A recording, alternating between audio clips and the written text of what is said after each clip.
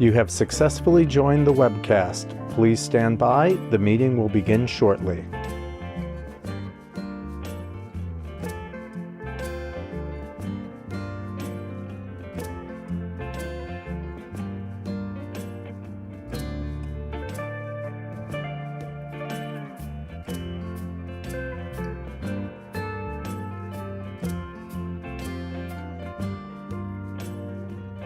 You have successfully joined the webcast. Please stand by. The meeting will begin shortly.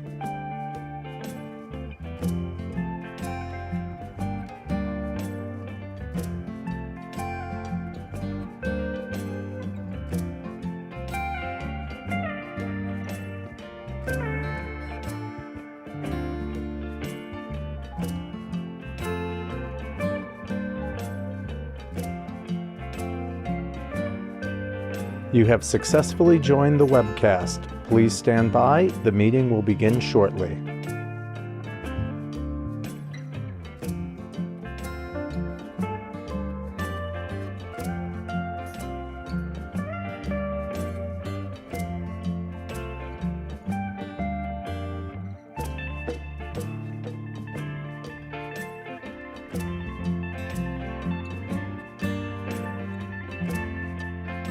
You have successfully joined the webcast. Please stand by. The meeting will begin shortly.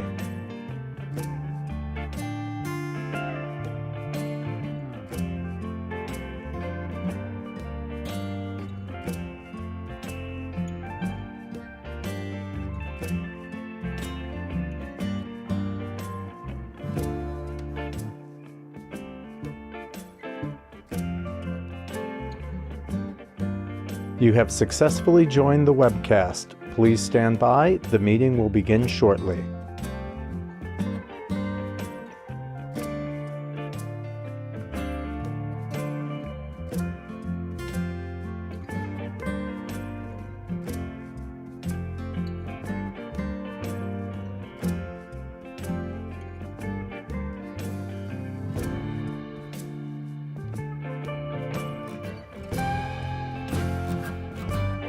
You have successfully joined the webcast. Please stand by. The meeting will begin shortly.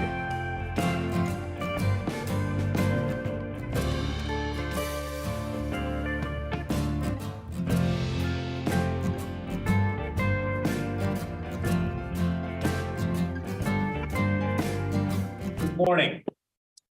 It's wonderful to see everybody after our little time away from each other. And I hope it continues that we can meet together. I now call to order the meeting of the directors of the Erie Canal Harbor Development Corporation for Monday, November 14th. I'd like to note for the record that this meeting is being webcast.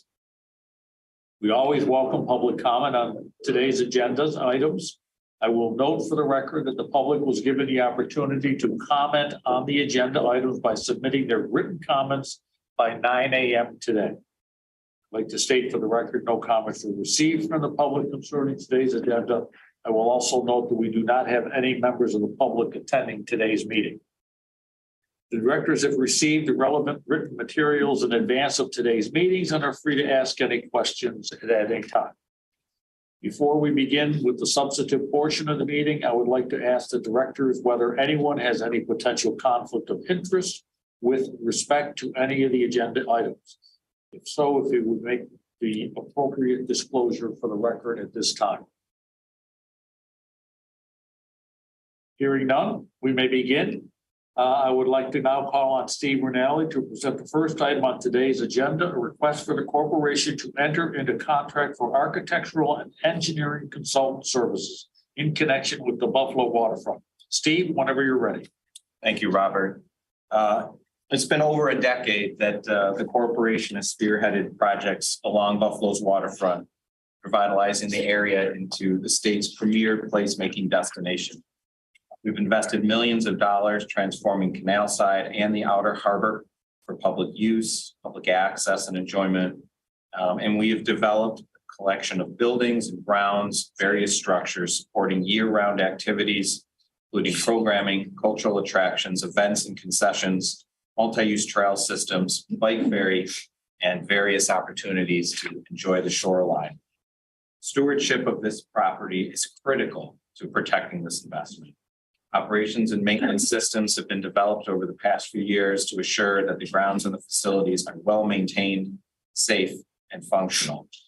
These operations and maintenance and capital projects often require professional architectural and engineering services to assess, plan, scope, budget, and execute these various projects. So on August 1st of this year, we issued a request for proposal to 6 architecture and engineering firms. These were selected from the Empire State Development's pre-qualified real estate development and planning related consultant list. And we sought to retain professional architecture, landscape architecture, engineering, and environmental consulting firms to provide documentation, assessment, design, bid assistance, construction administration, and inspection services related to operations, maintenance, preventative maintenance, and capital projects for our property at Canal side on the Outer Harbor. We received 3 proposals. These were reviewed and scored by our selection committee and Bergman Architects, Engineers and Planners, Landscape Architects and Surveyors. Bergman, for most people who know them around here, were ranked as the top firm by our selection committee. They are a full service architecture, engineering, and planning firm with in-house disciplines necessary to design and deliver the project services we need for this project. They have a number of sub-consultants on the team as well. Pursuant to state finance law and the corporation's policy, staffs considered their consultant's ability to perform the services and consulted the list of offers determined to be non-responsible bidders and barred offers maintained by the OGS.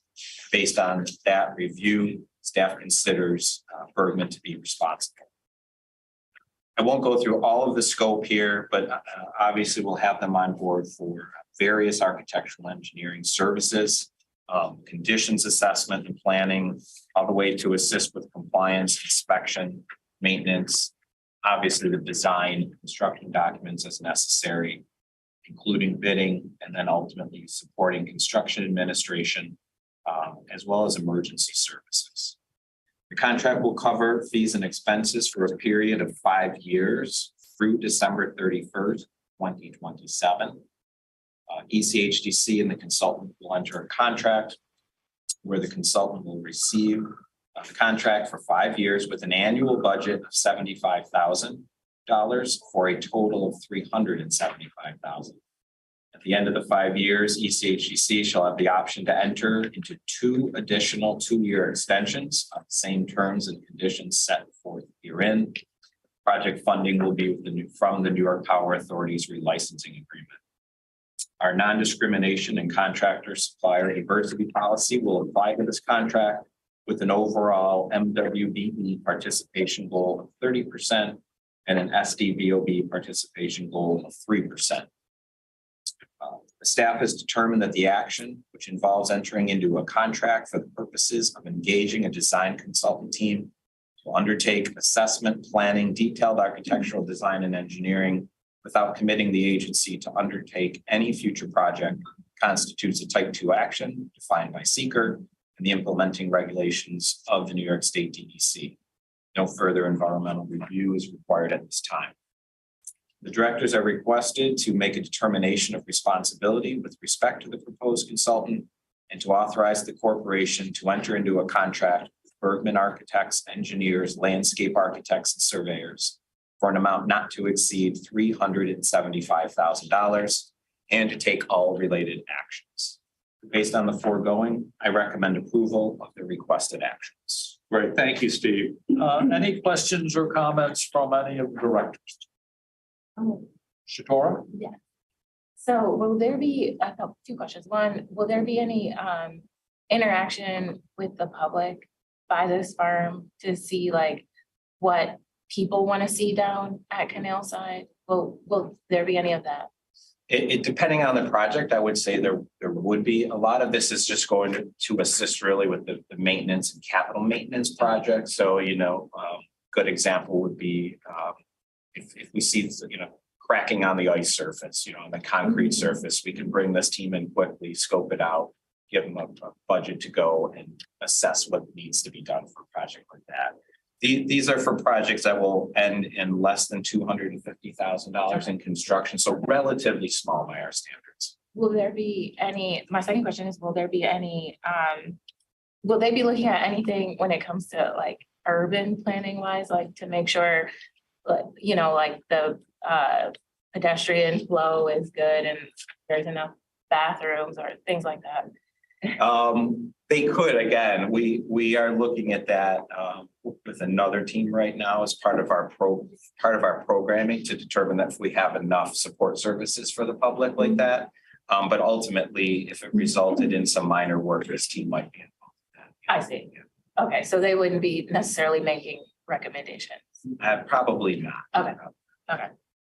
Anything else? Connie?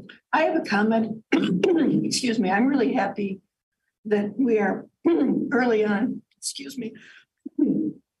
looking at the importance of maintenance. This often is not done.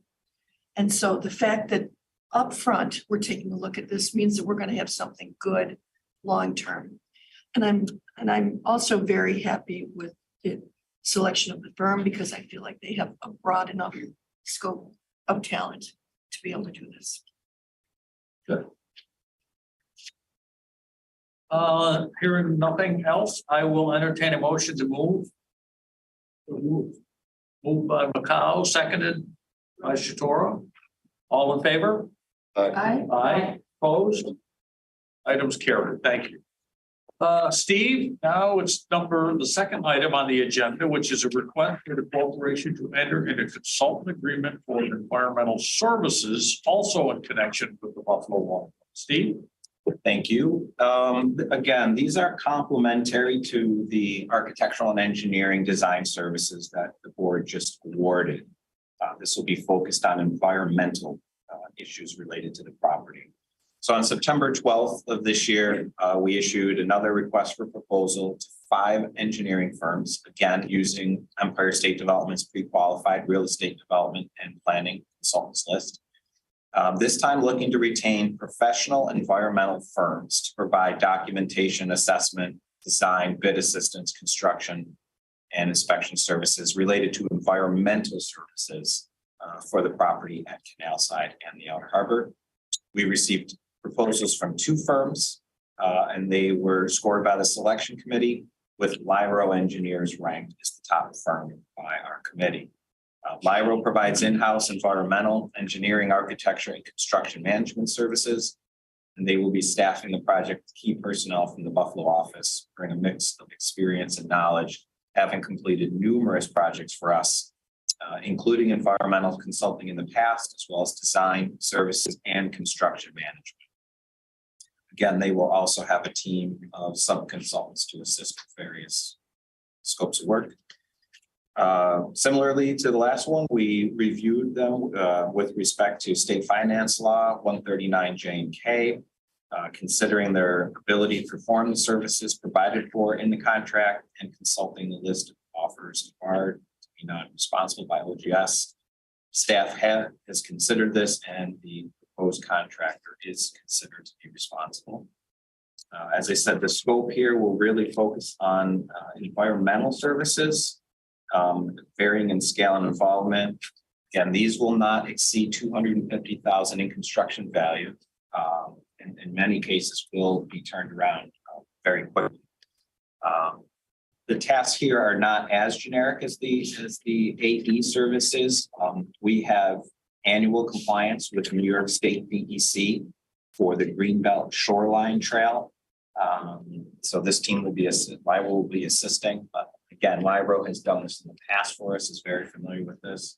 We'll also be compliance with the DEC as well as the EPA for regulations at the first Buffalo River Marina. And then we have already instituted Outer Harbor site management plans so that each time we go in to an area such as the bike park and the lakeside area already, and coming up will be Terminal B, followed by Bell Slip. But we will have management plans to ensure that the cover and the cap materials that we put in place for health and safety reasons will be ensured to be maintained out there. And then finally, they're around for on-call and emergency services. And a good example there is on an annual basis, we do lose sections of the shoreline to our friend the Seiche a couple of times a year. And this team will help us come in and assess the shoreline damage so that we can bid out and get the shoreline repaired for the upcoming season. This contract will cover fees and expenses for a period of 5 years, again through December 31st, 2027. We'll enter into this 5-year term agreement with an annual budget of $50,000 for a total of $250,000. And at the end of the 5 years, ECHDC shall have the option to enter into 2 additional 2-year extension on the same terms and conditions set forth herein. Project funding source shall be the New York Power Authority licensing agreement. Our non-discrimination and contractor and supplier diversity policy may apply to the contract to achieve an overall MWBE participation goal of 30% and an SDVOB participation goal of 3%. Empire staff again has determined the action which involves entering into a contract for the purposes of engaging a design consultant. It constitutes a type 2 action as defined by seeker and the implementing regulations of the DEC. No further environmental review is required. So the directors are requested to make a determination of responsibility with respect to the proposed consultant and authorize the corporation into a contract with Lyro Engineers, to enter into a contract with Lyro Engineers for an amount not to exceed $250,000 and to take all related actions. Based on the foregoing, I recommend approval of the requested actions. Great, thank you, Steve. Any questions or comments from any directors? Kyle? Yeah, thank you, Robert. Steve, how closely do we oversee these services which are being provided? Do we have in-house expertise to oversee what's going on? We do. We've sort of built a small operations and maintenance team over the past couple of years. Chris Kemmis heads up, she's our director of property, and she heads up the group. But Chris Catanzaro has been involved in overseeing and managing many of these projects. And we just added Ray Cole, who was formerly with Be Our Guest. He's our on-site engineer as well and can handle anything from overseeing the rink management to a lot of these projects on the Outer Harbor. So we have a small team that will manage these services. And in a sense, both this contract and the one before it really will be extensions of staff. We'll really rely on these consulting firms to help us assess and give recommendations to our team for these projects. Thank you. Mike. I think we're all aware that Waterkeeper has launched this large study of shoreline erosion and water level problems. And then is this the firm that we'll be using to interact with them in that study, or are we doing that at a staff level? We are actually attending those meetings. It is at the staff level. And you're talking about the coastal resiliency study that they're undertaking. Yeah, we are a part of that at the staff level, but ultimately, a lot of the information, especially when it comes to the Seiche damage we've had, we're providing that to that coastal resiliency group so they can better understand our conditions out there. And certainly this team, will at least allow us to sit at the table and be better prepared and better informed. Do we get a report back from them when they're finished with their study? Are they going to share information with us? The Waterkeeper study? Yeah. I expect that we will, yeah. Yes. I mean, sorry, Robert. So just to follow up on what you're saying, what Shatora was asking earlier, is there a way for the public to continuously interact with folks like these ones? So as if, for example, the public notices something that is not well done or needs to be done. What kind of mechanism do exist to funnel those kinds of responses? Well, we hear pretty regularly from the public through phone calls to the offices or even emails, honestly. And we also receive a fair amount of public input directly to Be Our Guest, who's managing, both the Outer Harbor and canal side for us. And so as comments come in, good, bad, and indifferent, we do try and address this as a group in different areas. If it's a programming concern, traffic issues, clearing out of parking lots after concerts, as those things bubble up, we deal with those. We are guests and our programming staff. If there are issues, people have called, let us know a sign's broken or there's, the trail is starting to wear off in areas like that. And then we would go to our maintenance group, as I said, and if we had to engage the consultant team. And other than that, it's, we've had a couple of opportunities in the past, obviously with our outer harbor planning, even our canal side planning, we've had a fair amount of public meetings in the last couple of years, information sessions to gather. So we try and do that on our larger scale projects, but we receive a lot of comments throughout the year. Yeah, so this may not be the right time and place to ask this question, but it seems to me that a regular sort of process, receiving public comment, will be very important. And I was wondering if we have an office which is dedicated to just receiving comments. A number of NGOs in the area that do this kind of work on the environment. And I'm just wondering how we process their concerns. It seems to me that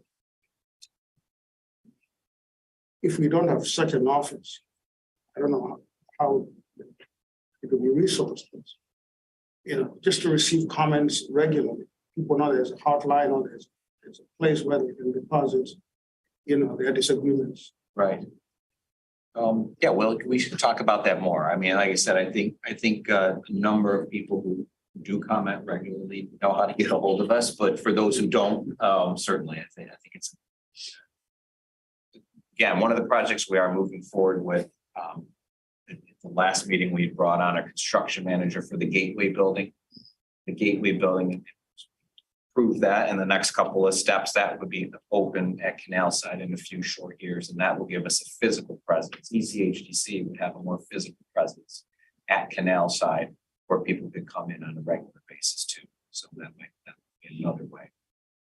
I mean, it is something, Robert, that I think we should discuss further. So, Well, we're constantly interacting with the public, whether it be we run into the mayor, the county executive, or elected officials. But I think I would say that you can't do enough of it. I guess people would probably suggest maybe you could do more, but and we're always open for people to comment. And just like our agendas like today, I mean, we're now back in person. So I think anyone commenting could easily come to a meeting and make a comment.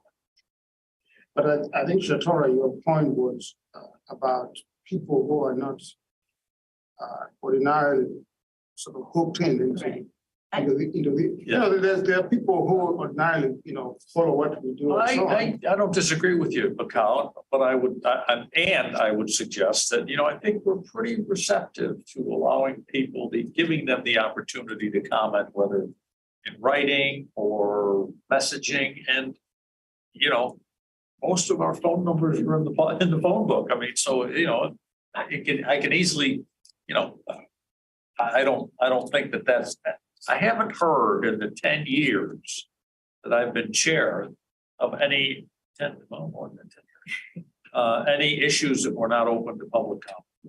And listening to, and how many times have we revived the outer harbor plan?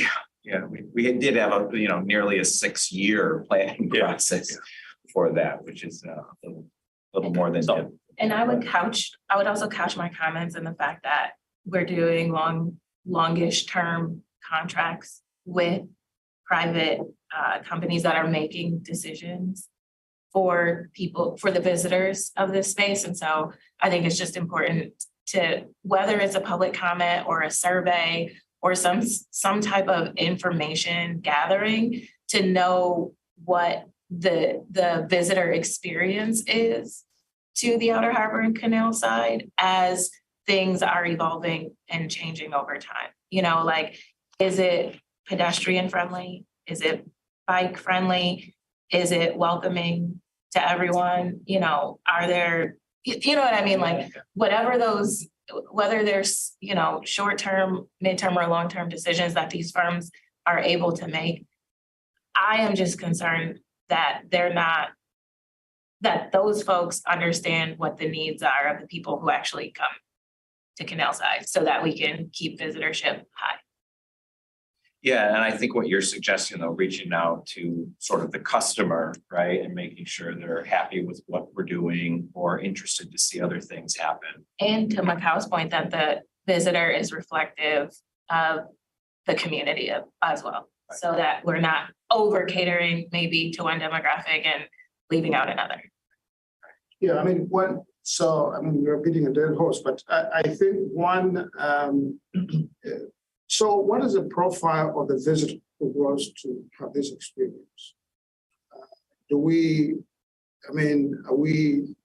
done work on that issue? And are some areas of the city, for example, or the region,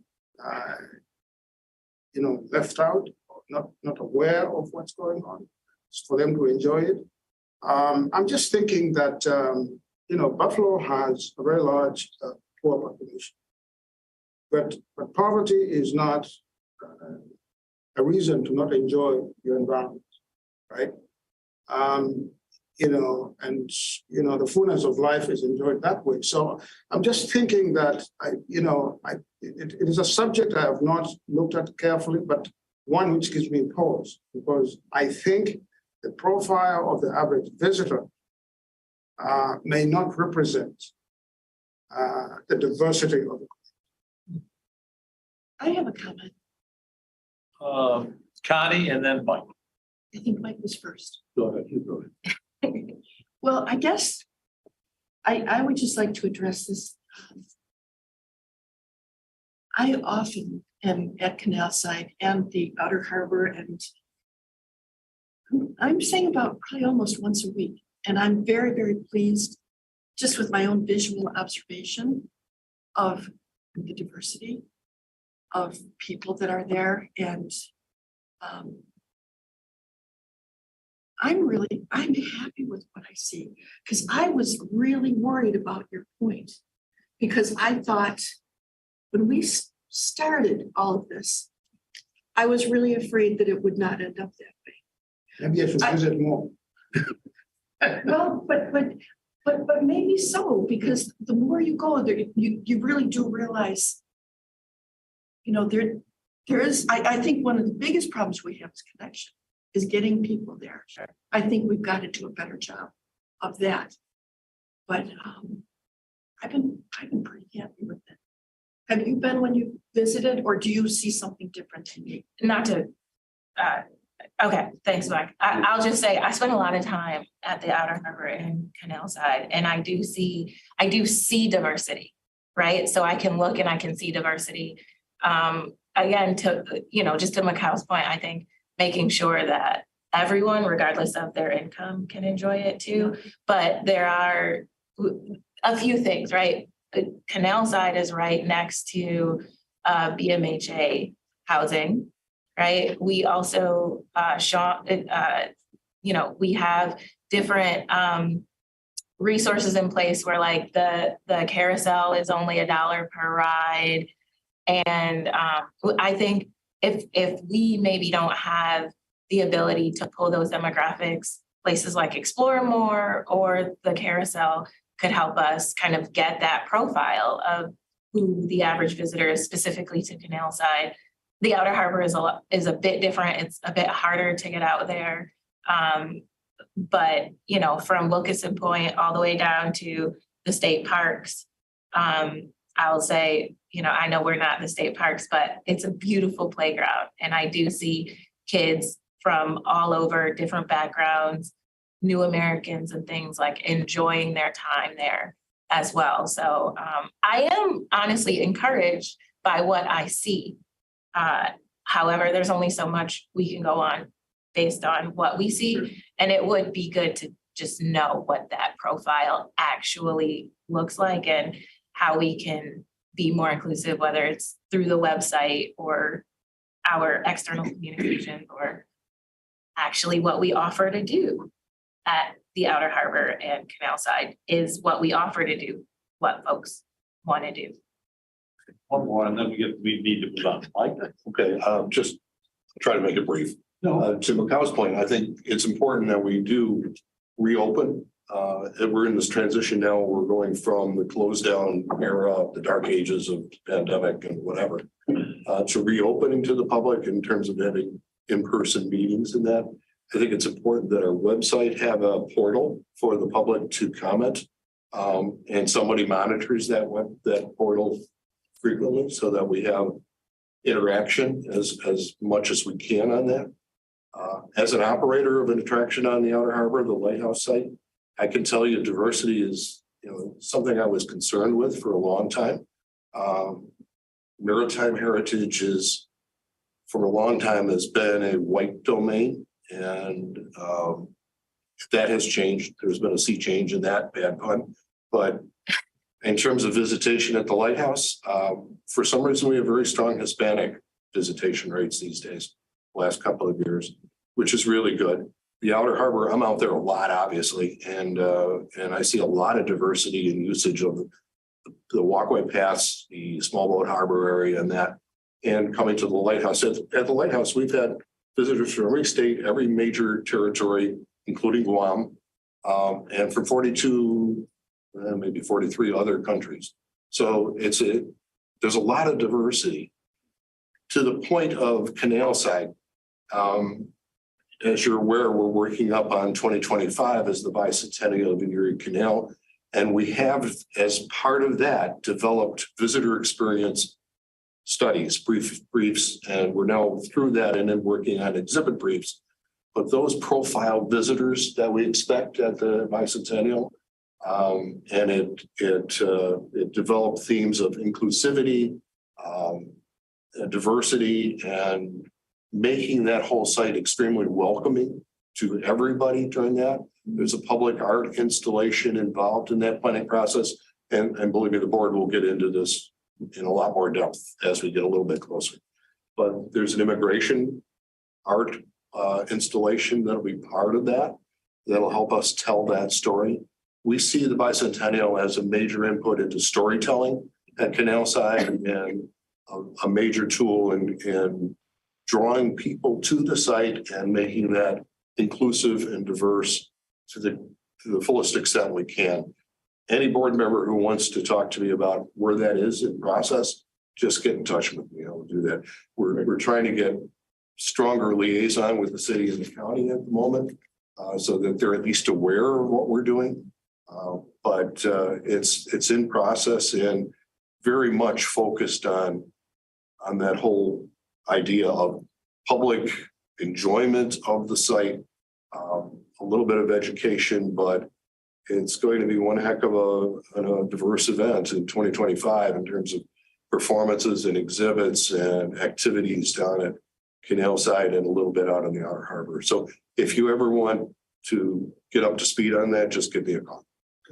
Okay, thank you. Thank you. I'd like to entertain a motion for approval. So moved. Moved by Shatora, seconded by Mike. All in favor? Aye. Any opposed? Items carried. Okay, Steve, last item for today's agenda, authorization to enter into an agreement for marine operations of the first Buffalo Marina. You wanted us to get There there. we go. I know. It's good to have everyone back. It's the conversation. Thank you. Since 2016, we have owned the first Buffalo River Marina. This is a 13-acre property, which includes a 115 slip boat marina, outdoor storage, boat launch pad, administrative buildings, parking, as well as trailer parking to bring in the public on the weekends. And we also have been doing a fair amount of repairs out of this marina as well. On August 10th of this year, we issued an RFP, again through the contract reporter, seeking proposals from qualified operators to manage the marina for the exclusive right to offer private services to the boating community. It garnered significant interest. We had 56 inquiries, but ultimately only received one proposal, and that was from the current operator, Dales Marine Services. Dales has over 25 years experience in marine service management most of which has taken place on the outer harbor. And the team has proven to understand the current and future visions for the property, as well as the rest of what we're doing on the outer harbor as well. Again, we went through state finance law 139J and K, and we considered the contractor's ability to perform the services provided for in the proposed contract, and we've consulted the list of offers determined to be non-responsible or debarred by OGS. And based on that review, staff considers Dale's Marine Service to be a responsible bidder. Their scope of work is similar to what they've been doing for the last 4 years. Overall marina operations and management, as well as maintenance, repair of all the facilities on the site. They also handle our environmental operations out there. They're permitting, which is a big piece. They handle all security, utilities, trash and debris, as well as hold insurance and indemnify us. Insurance on the site. ECHDC and the contractor will enter into an agreement whereby the contractor will receive a term agreement for 10 years. At the conclusion of that 10 years, ECHDC will have the option to exercise up to 2 additional 5-year extension on the same terms and conditions. This is a revenue generating contract, right? This is not us paying Dale's a fee here. So just to be clear, ECHDC will receive rent, annual rent, and a 6% share of the gross revenue from the contractor. The rent will begin in year 1 at $24,000, increasing 2% a year, with the final payment in year 10 to be $28,682. This agreement also includes the fulfillment of the operator's proposed capital plan. They have offered a $400,000 investment to take place over the first 5 years to improve operations on the site. This will include temporary maintenance structure, new fencing, landscaping, lighting improvements, as well as resurfacing some of the access roads. We'll certainly manage and oversee all of that work. The Office of Contractor and Supplier Diversity has reviewed this project and determined that MWBE participation goals are inappropriate and infeasible and need not apply to this project again. That's because it's a revenue generation project, so we're not spending any state funds. Empire State Development staff has determined that the requested authorization to enter into an operating agreement for a marine operator, which involves maintenance of an existing marina facility with no anticipated substantial changes in any permit conditions or scope of operations, constitutes a type 2 action as defined by seeker in the implementing regulations of the DPC. No further environmental review is required in connection with the requested authorization. Directors are requested to make a determination of responsibility with respect to the proposed contractor and authorize the corporation to enter into an agreement with Dallas Marine Services on the terms contained in these materials and to take all related actions. Based on the foregoing, I recommend approval of the requested actions. Great, thank you, Steve. Any questions or comments from any directors? Yes, Kyle. Yeah, thank you, Robert. In the operator's proposed capital plan, there is mention of a $400,000 investment, but it is couched as expected. Is that going to happen, or is it not? It is going to happen. That was in their proposal. When we went out with the RFP, we asked that the respondents include capital improvements to the project with a list of potential projects and a dollar amount. And they offered $400,000 to be spent in the first 5 years of operation. So we are expecting to invest that much. I'll only say that ultimately the list of proposed improvements does have to be approved by our team before we make any of those changes. So we'll have to see exactly where they want to focus. I was just worried about the word expected. It is. It'll be part of the agreement. Okay. Yeah, absolutely. Yep. Okay, any other questions? Steve, are you confident? Thank you, Mr. Chairman. Steve, are you confident that we have enough flexibility in this contract to pursue our own GPP plans? That we can, there's an acceleration of funding for us that we can go in and and do the work under the project plan? Yeah, in the RFP itself, and it will say this in the contract, but it does give us, if additional funding comes through that we want to pursue future plans based on the Outer Harbor General Project Plan. We need to give them so many days' notice that we would be ending or modifying the agreement. As long as you're confident. We're confident, yep. Yep. Anyone else? I'll entertain a motion to approve. So Moved by Mike, second by Macau. All in favor? Aye. Opposed? Motion carries. No other business. I'll entertain a motion to adjourn. Moved, carried. Thank you. Thank you. Great to see you all. Okay. Thanks, everybody. Yes.